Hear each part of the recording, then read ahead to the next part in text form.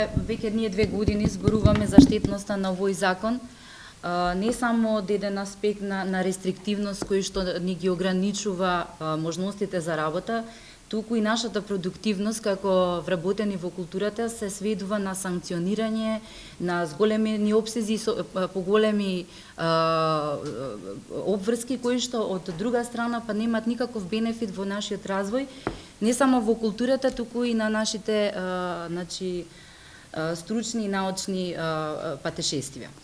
Ние, како Синдикат на културата, сме подготвени да бидеме партнер во изготвување на еден нов закон за култура, значи на основа на европски стандарди, значи закон кој што нема да ги регулира само рестрикциите, казните, санкционирањата или никакви субјективни оценувања кои што се веќе дадени во овој закон. Ние сме подготвени да дадеме предлог каде што ќе се формира еден закон кој ќе ги опфаќа сите области во културата во основните начала.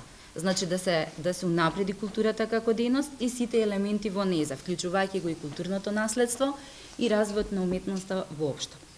Затоа имаме и повеќе насоки со кои што би сакале да направиме промена во однос на тоа. За соодветна регулација во полето на културата, со која што ќе се отворат нови можности за нејзинот континуиран развој, неопходно да се направи едно изземање на Законот за култура од Законот за администрација, бидејќи на овој начин вработените во културата нема да бидат административни работници, него за нив ќе се направи една посебна структура за поединечно влијание во нивните дејности. Исто така бараме изземање на вработените во културата од владините антикризни мерки, односно укинување на забраната за хоризонтално и вертикално напредување во струката. Веќе неколку пати послучивме дека луѓето кои што се занимаваат со заштита и третирање на културното наследство се обврзани да се напредуваат во струката. Значи ние како стручни лица сме обврзани да се напредуваме, да се стекнуваме со звања.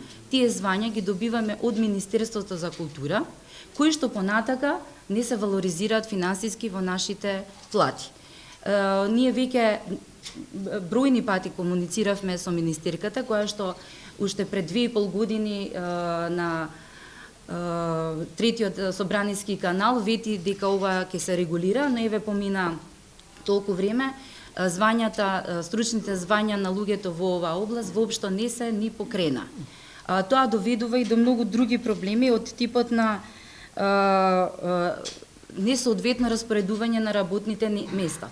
Значи, несоодветното распоредување на работните места доведува до губење на капацитетот на веќе стекнатиот стручен кадар, одлевање на стручноста во други институции па и во други земји. Тоа е еден огромен проблем кој што сега веќе станува голем проблем, а во иднина ќе се проширува.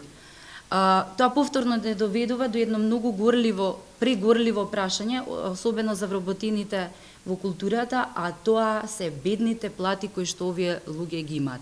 Значи се случува големиот број од нас да имаме плата, основна плата под просечната плата во Република Македонија.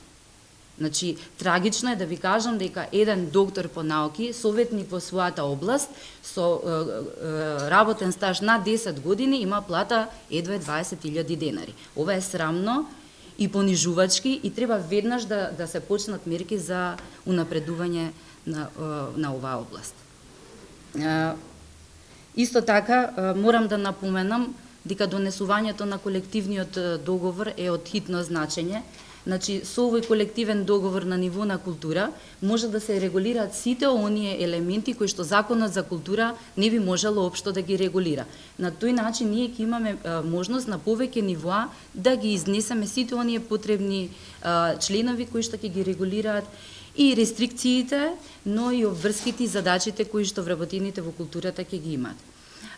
И за тоа сме подготвени, значи Синдикатот на културата на Република Македонија веќе прави еден драфт колективен договор кој што во одредена прилика ние би го предложиле пред Министерството за култура и ќе бидат значи вклучени сите они елементи кои што ги засегаат нашите области.